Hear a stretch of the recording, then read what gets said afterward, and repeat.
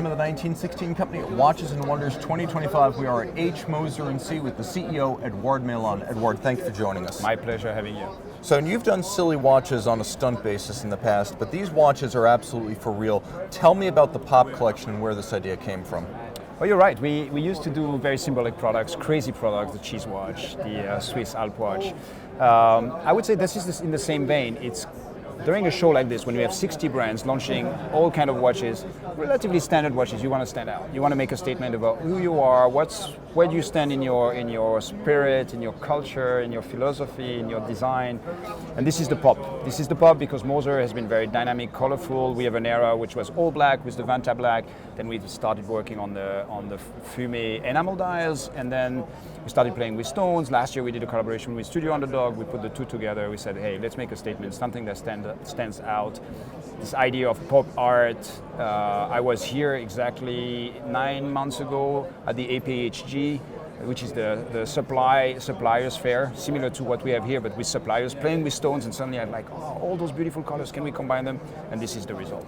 Now it's from top to bottom in the lineup. You have everything from simple small seconds all the way up to the minute repeater with tourbillon. Yeah.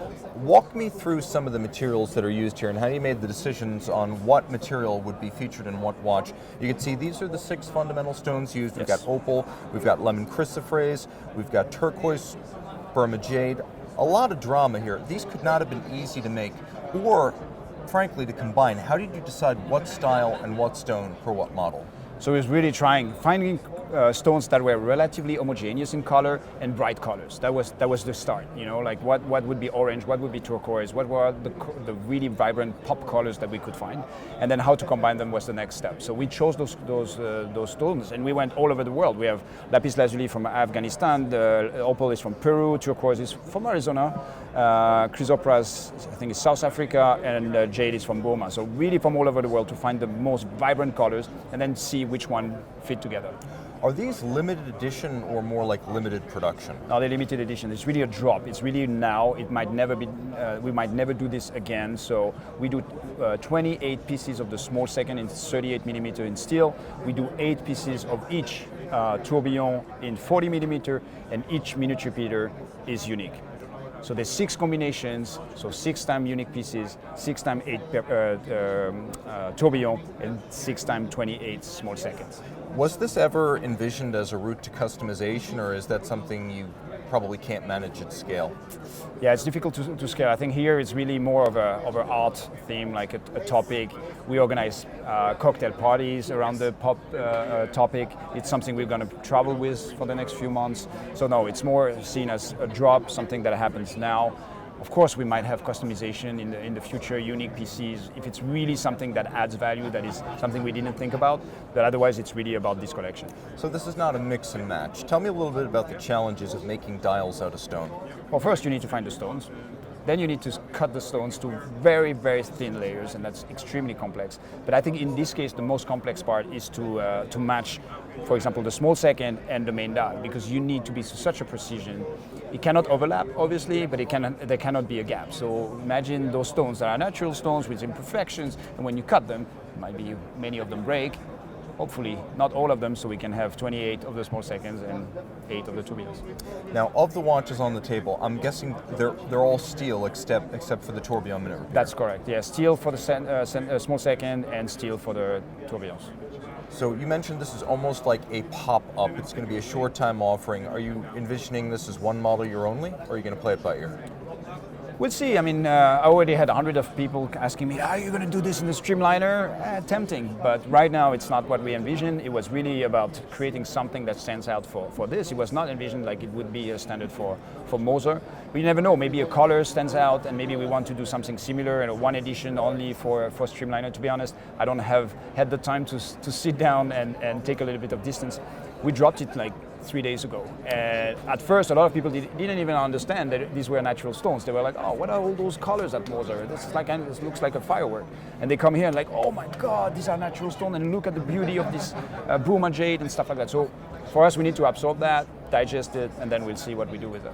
Obviously, as CEO, you have the last say on what design goes to market. But within the company, do you have in-house designers, an art department? Do you bring in free agents who are design specialists? Do you work with consultants? How do you design, combine, and bring these styles to market? How in-house is that? It's really, it's quite, we're pretty lucky that we do a lot ourselves. So I don't even use Photoshop. I have another thing that I use to make like the first mock-ups, the first ideas. Then we have illustrators on very specific projects. Like when we do the Streamliner, then we use an external designer. Usually we use somebody called Markus Eilinger. He worked with us on the Endeavour, on the Streamliner. He used to work at IWC. He's a great designer. Otherwise, it's really more in-house renderings based on our ideas with my brother, things that we want to wear for ourselves. So yeah, not many people involved in that. Okay, well, as it should be. Great designs tend to be monomaniacal. One crazy person, laser focused. I didn't know I would have an eye for design, to be honest, but I just make watches that I like. I make for myself. I'm sure there are better people, but it seems like there's a few other people who like it. And other people who like it, let's speak about that specifically. When are these watches available? Well, these are old production. We're not going to make many more dials that just to show, so they're going to hit the market very quickly. Of course, we're going to change the cases because by the end of the fair, half of them will be completely scratched the way people handle them, as you know. But then they will go to the market, and I hope by the summer we'll have quite a fair amount distributed. The problem is they're complex to make, so it will take time. So continuing with the novelties, you've got a version of the Streamliner Flyback Chronograph that we haven't seen before. We've seen it on a strap before, we've never seen it with this dial. Tell me a little bit about this watch. So here we have an evolution of the Streamliner Flyback, so the Hagenograph. As you know, we invested in Hagenor 2 years ago now, so it's part of the family, one of the most beautiful chronograph movement from the 21st century. So flyback, bullhead system, 42.3 millimeter, here in rose gold with a new type of dials.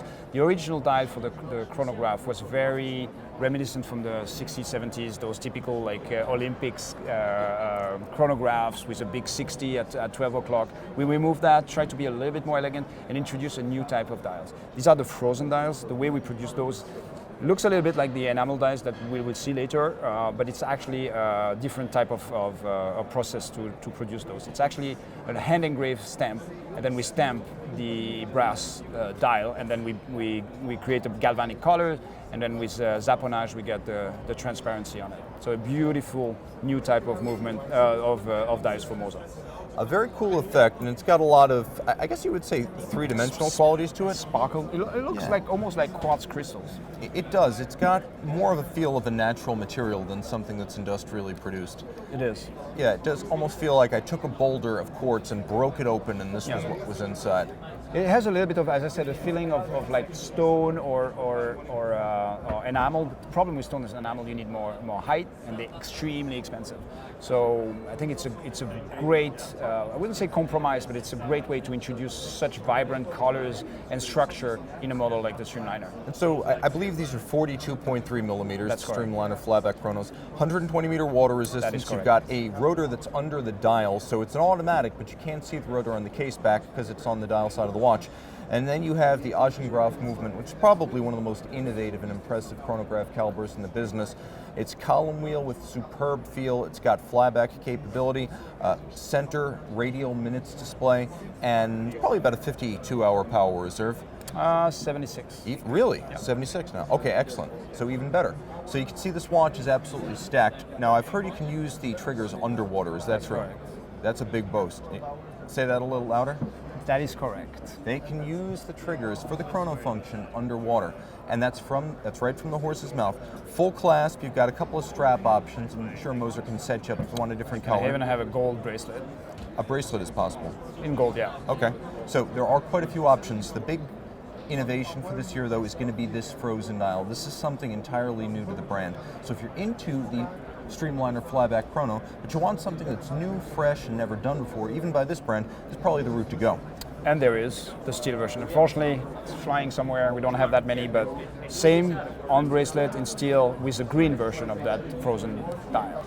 Okay, now we're going to talk about some enamel dials with a little bit of a gradient fade and a lot of color pop. These are not technically part of the pop collection, They're not. but I think you could describe them as pop culture. Let's start with this purple rain aesthetic. Tell me all about this watch. So 40 millimeter Endeavour in steel. Steel we can see because of the purple hand in the center, and it always features a double hairspring. That's the way we can identify the steel Endeavours. Here is a very new and beautiful enamel dial. It's a purple. Requires 6 different pigments to create this gradient. That's the most complex we have ever made. Usually they're more 4, in this case 3, and here 6. Takes 17 times in the oven, with the risk of breaking it every single time. But beautiful, very vibrant color. It's a gold plate hammered, and then we put the pigments on it step by step to make this beautiful So a dial. solid gold hammered dial base, and then you put the translucent enamel on top. That is correct, yes. And this is the kudu leather strap?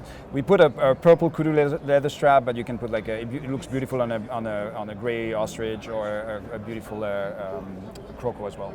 So you can see on the back you've got the double hairspring, full balance bridge, free sprung, automatic one. See by the blue bridge. Exactly. So you always know that there's something very special going on when you have a blue balance bridge on a Moser watch. And what this double hairspring setup does is, in any position, the error caused by the 2 hairsprings will be equal and opposite because they're 180 degrees out of phase. Thus, it will cancel the effects of gravity. Now, we've also got a relatively more modern version of Moser's standard center rotor automatic nickel anthracite coating, a more elaborate skeletonized winding mass, and a little bit of a different aesthetic as the bridges have been peeled away to show more of the drivetrain. But you're still getting approximately 3 days of power reserve, and it's a very refined timekeeper. And one could probably say the same right here. Now we've got the Endeavour Tourbillon Turquoise fume dial. Do I have the terminology correct? That's correct. So this right here is going to be a flying tourbillon in the Moser fashion, which means you've also got the 2 hairsprings. One might argue that the tourbillon is really there more as a sort of romantic element. The double hairspring is doing the heavy lifting. Technical, yeah. Tell me a little bit about the fabrication process of these dials, because it does really seem like these are 2 different processes. You've got the working of the white gold, and then you've got the actual enameling. So just tell me a little bit about the 2-step process involved here. So yeah, so you take imagine you take a white gold plate, then you need to hammer and create this beautiful structure. It creates the glitzer, like how you say it in English, the brilliance. Yes, of the it's like a scatter of light. Exactly, and the way the lights plays with it, and you see here, it's every time a little bit different. This is a little bit more a bigger grain here, a little bit lighter. It really depends. And then we actually mix different types of enamel, different colors. Here, purple. We have 6 gradients of colors. Here we have 3, and mix it from the center. And you go step by step. First you create very fine powder. You apply it with a pencil, with a little bit of liquid. You put it in the oven. You put a counter enamel, as you know. Otherwise, you create too much tension on the plate, and like anything, it would break. And you go step by step. That's why you cannot do it all at once. You need to go step by step, 17 times in average into the oven, with the risk every time of breaking it. Excellent. And so this is genuinely a work of art, not just from a mechanical standpoint, but also the dial itself. Each one fairly unique because of the hammering, the application of the pigments. A very cool set. When will these be available in showrooms? Right now, and here we also just wanted to mention it's the 805. It's our new tourbillon. As you mentioned before, we're upgrading but we're making our design involved on the movement side, more skeletonized, more modern finishing, beautiful take on that movement. I really like that. I do think that, to be perfectly frank, Moser finishing was always to a high degree of quality, but maybe not quite as artisanal as it feels now. It feels a little bit more considered, like a little bit more time, attention, and maybe, I guess, insights gleaned from experience have been applied. It's really a fantastic looking execution. A lot of work on the anglage and more, like, hand anglage on the bridges and on the tourbillon. Yeah, I really think the level of sophistication on the finish, and this is coming as a Moser fan, I really think this is a big step forward, and I'm glad to see it. Edouard, thank you so much. My pleasure, Tim. Always a pleasure. Thank you very much.